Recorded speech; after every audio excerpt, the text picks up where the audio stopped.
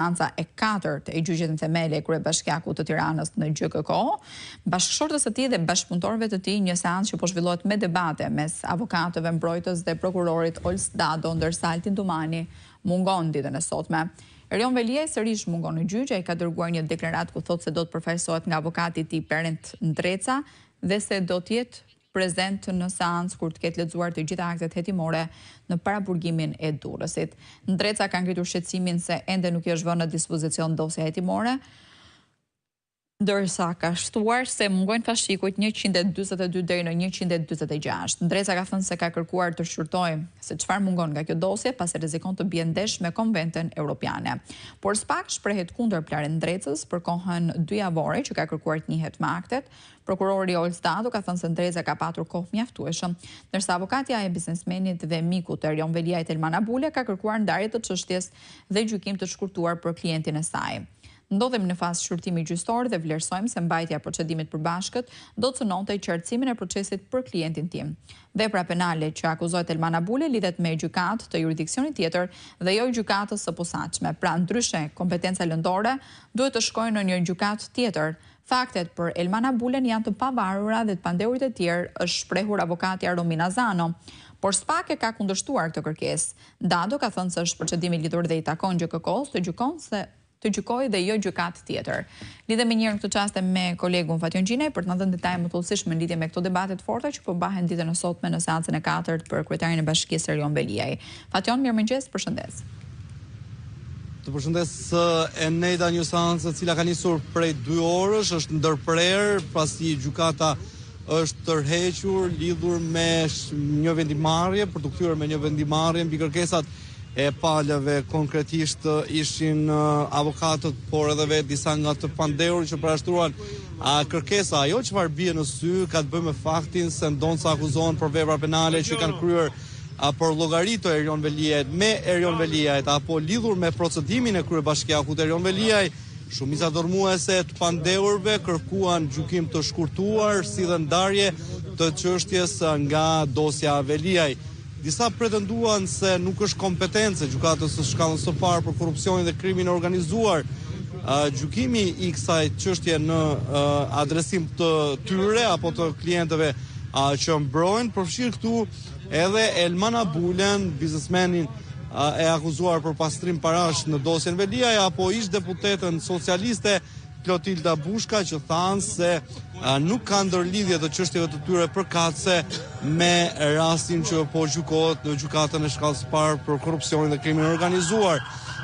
Konkretisht, përmes avokatëve, vetë Klotilda Bushka nuk ishte e pranishme në seancë, foli në emër të saj avokati i zgjedhur prej saj Henrik Ligori, që tha se vepra penale për cilën akuzohet, pra ushtrimi i ndikimit tek dëshmitarët në kontekstin e prishjes provave për llogaritë Ajola Xhoxhës nuk përcaktohet ligjërisht si kompetencë e gjykatës së shkallës së parë për korrupsionin dhe krimin e organizuar.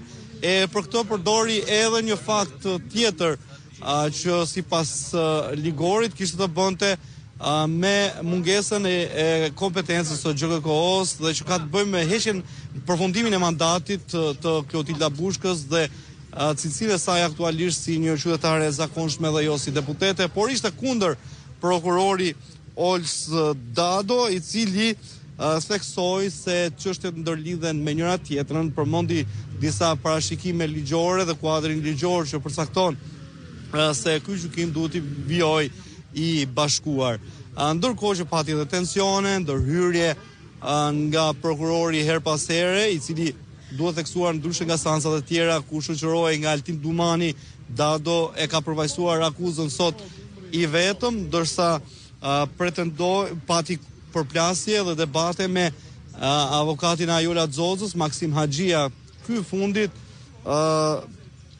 bëri parashtrimet e tij, kërkesat e tij lidhur me momentin procedurial ku ndodhet gjykimi, pati ndërhyrje nga prokurori Dado, për cilat Haxhia nuk ishte dakord, madje në një moment kur si avokate u legjitimua kryesisht nga gjykata për Fatjon Baçin ish efektivin e burgjeve i arrestuar në kuadër të një procedimi tjetër penal për arratisin Altin Docit, që u detyrua ditën e sotme të vinte në gjykatë dhe të legjitimojë në proceset i bëjë me dia akuza për shkak se telefoni i tij është përdorur në momentet e para pas arrestimit të Erion Veliajt nga ky i fundit për të kontaktuar me të afërm dhe familjar. Tha zoti Haxhia se avokatja nuk ka lexuar aktet hetimore dhe në këtë mënyrë e paralajmëroi atë edhe si kryetari i dhomës avokatisë që ka një këshill të kësaj dhome që merret me funksionin e avokatëve dhe mund të bëhet objekt i veprimeve hetimore duke u legjitimuar në një proces pa njohur aktet e dosjes. Por gjykata me këtë kërkesë ndonse krijoi tension mes prokurorit Olz Dado dhe avokatit Maksim Haxhia, nuk u shpreh në këtë moment. Togatezesa thanë se do të shprehen bashkë me kërkesat e tjera që kanë bërë palët. Aktualisht është një pushim pa afat të përcaktuar, por gjykata pritet të kthehet po ditën e sotme në sallën e gjyqit për të komunikuar se cila do të jetë vendimarrja e saj lidhur me kërkesat e bëra nga të pandeurit avokatët e tyre, por edhe me qëndrimin që ka mbajtur prokuroria e posaçme kundër korrupsionit dhe krimit të organizuar. Ndërkohë që debate pati edhe mes prokurorit Dado dhe avokatit Klarent Ndreca, që është legjitimuar si mbrojtës ligjor i kryetarit të Bashkisë Tiranës Erion Veliaj, i cili kërkoi 2 javë kohë pasi bëri disa parashtrime se në fashikujt hetimor mungojnë disa faqe dhe disa fraksione të dosjes voluminoze të Veliajt, dhe tha se i nevojitej koha prej 2 javësh për të lexuar gjitha aktet e dosjes, si dhe për të mbajtur një qëndrim konkret lidhur me to. Olz Dado i tha Ndrecës se e keni patur kohën e mjaftueshme, avokatë të tjerë që ka patur Veliaj në të shkuarën që kanë hequr dorë nga mbrojtja ju është vënë në dispozicion dosja, vetë Veliajt i është vënë në dispozicion dhe ndoshta për retrospektiv sjell në vëmendje edhe qëndrimi që kanë mbajtur Veliaj në paraburgimin e Durrësit, ku pati tensione me agjentët e BKH-s dhe punonësit e burgjeve gjatë momentit të dorëzimit të këtyre akteve që nuk i mori në posedim në momentin që ju paraqiten, por në një kohë të mëvonshme pasi çështja u kthye në debat gjyqësor në gjykatën kundër korrupsionit dhe krimit të organizuar. Në përmbyllje Neda mund të themi që Erion Veliaj sot nuk ishte i pranishëm në gjykatë, përfaqësuar nga avokatët e tij.